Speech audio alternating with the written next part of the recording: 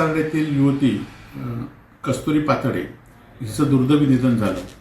या कुटुंबियांच्या पाठीशी संपूर्ण सिंधुदुर्ग जिल्ह्यातल्या लोकांच्या सहवेदना आहेत।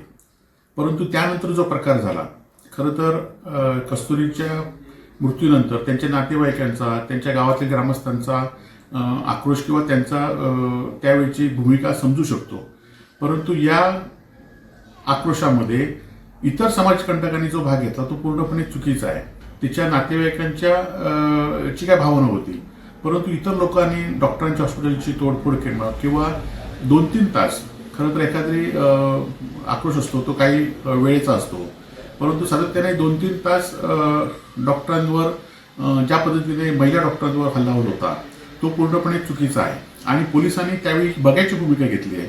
खरं तर सिंधुदुर्ग जिल्हा पुन्हा एकदा कायदा सुव्यवस्थेच्या बाहेर जातोय। सिंधुदुर्ग जिल्ह्यामध्ये दहशतवाद पुन्हा सुरू होतोय अशी आता सगळ्या सर्वसामान्य मनामध्ये शंका निर्माण झालेली आहे।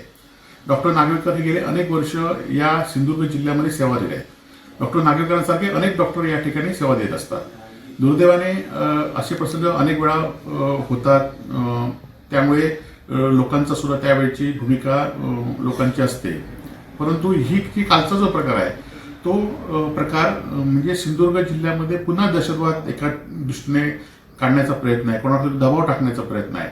कारण आपण बघितलं असाल की आता पण म्हणजे काल डॉक्टरांनी सिंधुदुर्ग जिल्ह्यातल्या सगळ्या डॉक्टरांनी पोलीस अधीक्षकांना निवेदन दिलं, परंतु अजूनही त्यांना त्या डॉक्टर नागवेकरांना पुन्हा त्यांच्या हॉस्पिटलची रेखी केली जाते, त्यांना पुन्हा धमकी दिली जाते। हे पूर्णपणे चुकीचं आहे। सिंधुदुर्ग जिल्ह्यामध्ये खरं तर डॉक्टरांची कमतरता आहे।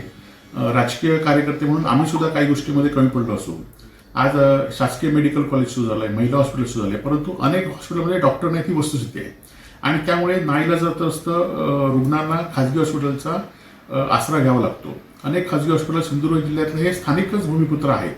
अनेक वेळा ते डॉक्टर, त्यांची मुलं या प्रॅक्टिसमध्ये येतात। जिल्ह्यातील लोकांना मदत करण्याचा त्यांचा पण प्रयत्न असतो, अपुरी व्यवस्था असते आणि आज शासनाने सुद्धा अनेक योजना आणल्या आहेत, परंतु त्या योजनेचा लाभ किती लोकांना होतो ह्याचा खरं तर राजकीय लोकांनी त्याचा अभ्यास केला पाहिजे। की आज जी खरं तर महात्मा फुले योजना आहे, मुख्यमंत्री सहायता आहे, आज जे मोदींचं आरोग्य कार्ड दिलंय त्यातले किती लोकांना मदत झाली ह्याचा पण कधीतरी सगळ्या लोकांनी अभ्यास केला पाहिजे आणि त्यातनं किती लोकांना मदत होऊ शकते, मदत झाली आहे।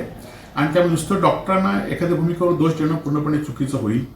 आज नागवेकर कधी रात्री अपरात्री म्हणजे 2-3 वाजता हॉस्पिटलमध्ये डॉक्टर असतात, त्यांचं कुटुंबीय असतं आणि त्यामुळे समाज एखाद्या चूक झाली म्हणून त्यांना सातत्याने ट्रोल करणं हे पूर्णपणे चुकीचं होईल। त्यांना दहशतवादाच्या भूमिकेत किंवा त्यांना दडपणाखाली आणणं हे पण डॉक्टरांना चुकीचं होईल आणि त्यामुळे सिंधुदुर्ग जिल्ह्यातल्या डॉक्टरांच्या पाठीशी आम्ही आहोत। व्यक्तिशः दृष्ट्या मी त्यांच्या पाठीशी आहेच, परंतु असा जर दहशतवाद केला तर आम्ही सुद्धा तो खपून घेतला जाणार नाही। त्याचबरोबर पोलिसांनी सुद्धा योग्य भूमिका घेतली पाहिजे की पुन्हा असे प्रकार होता कामा नये आणि जर कोण प्रकार करत असतील तर तो प्रकार पोलिसांनी योग्य पद्धतीने थांबवला पाहिजे।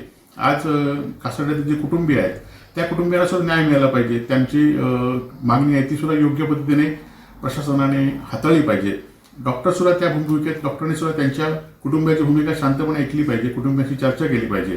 परंतु ज्या पद्धतीने कालचा प्रकार झाला 3-3 तास आणि त्यामध्ये ज्यांचा संबंध होता अशा लोकांनी सुद्धा त्या हॉस्पिटलमध्ये हल्ला केला हे पूर्णपणे चुकीचं आहे आणि सिंधुदुर्ग जिल्ह्याच्या डॉक्टरांच्या पाठीशी आम्ही पूर्णपणे आहोत आणि असा दहशतवाद जर मुद्दा म्हणून कोण करत असेल तर आम्ही त्याला निश्चित विरोध करू अशी माझी भूमिका आहे।